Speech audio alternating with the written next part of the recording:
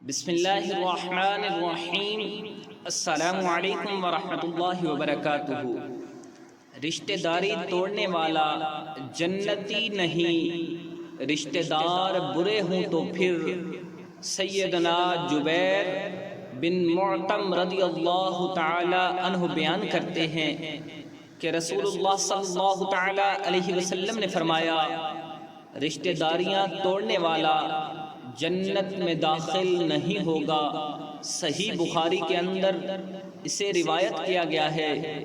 حضرت سیدنا عبداللہ ابن عمر رضی اللہ تعالی عنہ بیان کرتے ہیں کہ نبی کریم صلی اللہ تعالی علیہ وسلم نے فرمایا، رشتہ داروں سے بدلے میں حسن سلوک کرنا صلح رحمی نہیں، صلح رحمی کرنے رشتہ داری جوڑنے والا تو وہ شخص ہے کہ اس سے صلح رحمی نہ بھی کی جائے تو وہ پھر بھی صلح رحمی کرے۔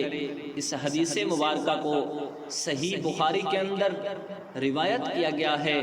حضرت سیدنا انس بن مالک رضی اللہ تعالی عنہ بیان کرتے ہیں کہ رسول اللہ صلی اللہ تعالی علیہ وسلم نے فرمایا، جو چاہتا ہے ہو کہ اس کے رزق میں وسعت اور اس کی عمر میں برکت کر دی جائے تو وہ اپنے قریبی رشتہ داروں سے بنا کر رکھے۔